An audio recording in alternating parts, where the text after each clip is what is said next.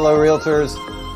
We are here in the SCR studios today. It is Monday, March the 11th, and this is episode number 322 of your SCR Live updates. As always, I'm your host, Nick Kremydas, and I may have a long episode here for you today. I'm just going to give you a warning up front.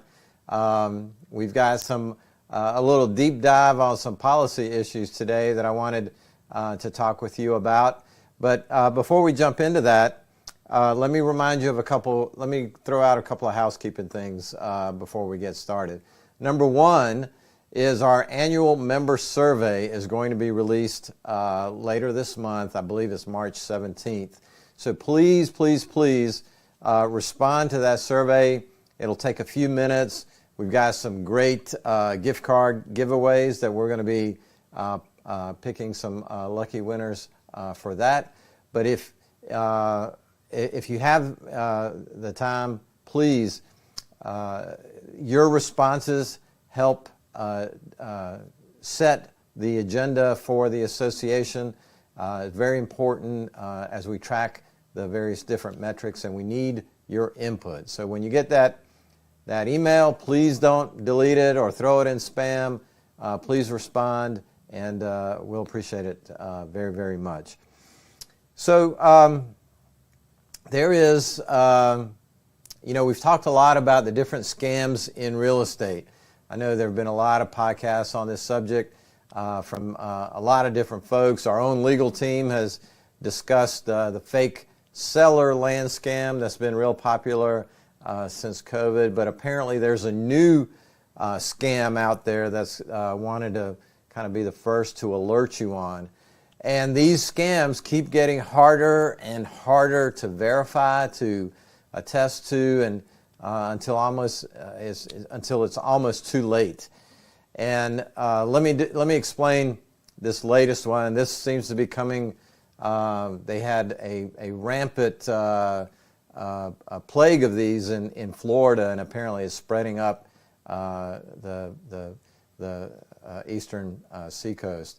So here's the scenario. You have an all-cash buyer that comes to you, that's very interested in a particular home or property, and they provide you with a proof of funds letter. The letter looks real, but it's not. They delay any additional proof. They try to push this up all the way to the closing date. They try to get copies of the closing documents. They'll show up at the closing. Funds have not been wired yet. They'll have a rash of excuses as to why there's been a delay, but they'll want to go ahead and sign the closing documents. And what has transpired in some Florida cases, they will take those closing documents now that have only been signed by the buyer. They'll insist on getting a copy, and then they'll forge the seller's signature. And then they'll use those documents to try to secure liens or loans on the property that they have now, quote unquote, closed on. And it is yet another closing transaction issue that we need to have our antenna up and our red flags ready to wave. If you have experienced or have dealt with this kind of a scam in your business this year, please reach out to the SCR Legal Hotline and let Byron and the team know so that we can begin to track these and see if there's any additional communications we need to have with law enforcement to help protect consumers, our sellers in this case, in South Carolina. So let's change gears. I normally don't talk about State of the Union addresses, but this year, last week when President Biden took the podium in the House of Representatives, a large part of his speech dealt with housing. Housing took front and center stage. As a matter of fact, the White House released a fact sheet on a number of housing proposals that they would like to see implemented by Congress. And Mike, if you could add the link in the comments, and you can do a deep dive on your own. But the White House threw out a number of housing proposals. As a matter of fact, probably the most of any administration, maybe since FDR, and it. I think the overall takeaway that I have in reading all of these, realtors, as you can imagine, are very supportive of housing initiatives addressing the housing inventory shortage, the escalating rise and runaway costs in housing and on the build side and on the resale side. But there are a couple of things with these proposals that may, well, number one, they may not pass Congress, but number two, may actually make the current crisis a little worse. So let me cover a couple of these and let you share your thoughts with me on what you think. So a couple of these I thought were very interesting. The president is calling on Congress to provide a one-year tax credit of up to $10,000 for middle-class families who sell their starter home. Now, that starter home is loosely defined as below the median price of housing in a particular community, and as you know, that's going to vary wildly across the country.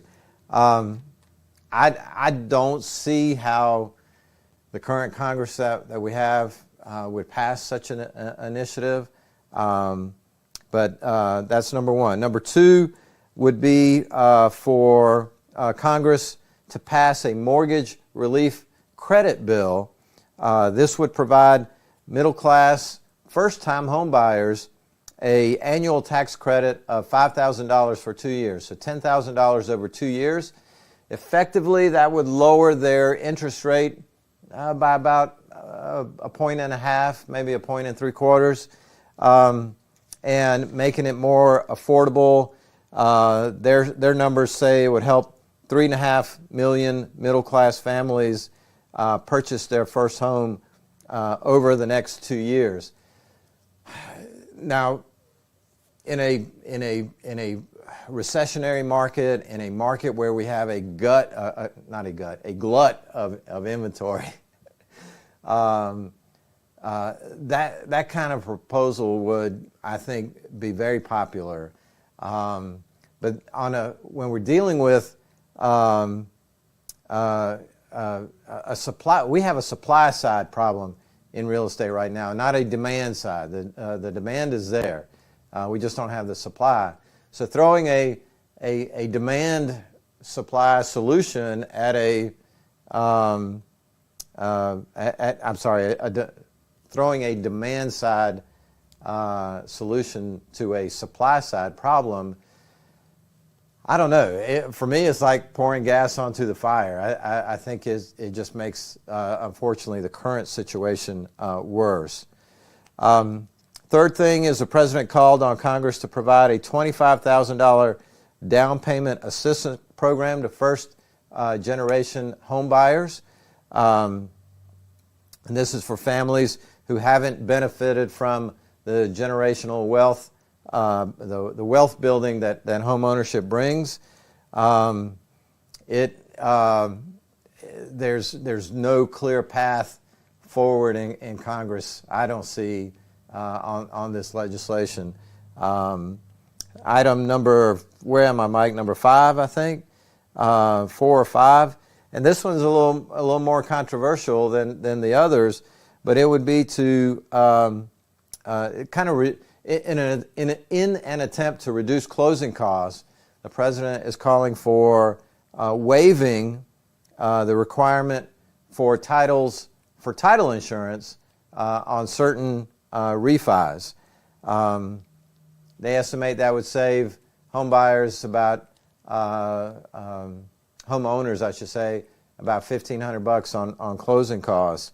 As you can imagine, our friends in the title insurance industry have already come out and made a few comments about this. And as I started the update today with the rampant scams that we see in real estate, it's hard to imagine a situation where it would be a good idea not to have title insurance. But they want to throw a pilot program out there to test it and see how it works. So maybe it gets some legs.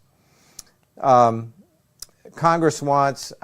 President wants the CFPB, the Consumer Finance Protection Bureau, to continue addressing anti-competitive closing costs that are imposed by lenders. Oftentimes, these fees can amount to a large amount of money and cut into the pocketbooks of buyers and sellers.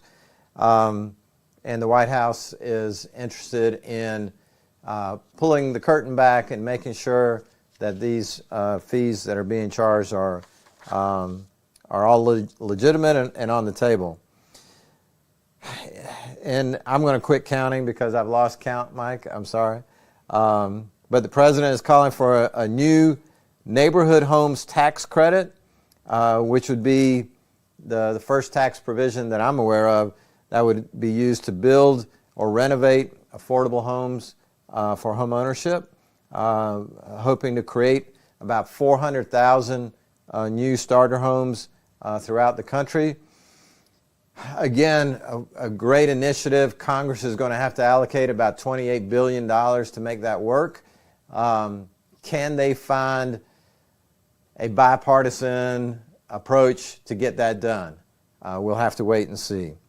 The President is also calling for an expansion of the low-income housing tax credit that would help build another million-plus units, build or renovate new units.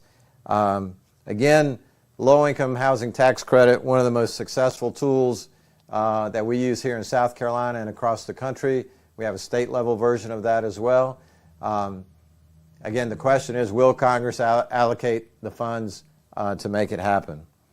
Let's see, there's money, a competitive grant program for building more housing and to lower rents in communities around the country, asking the Federal Home Loan Bank to double its annual contribution to the Affordable Housing Program to generate more money to help households acquire, finance, and rehab affordable housing across the country. And a couple of last things. It's amazing how many housing proposals are on the list. But the last couple of ones deal with cracking down on rental junk fees.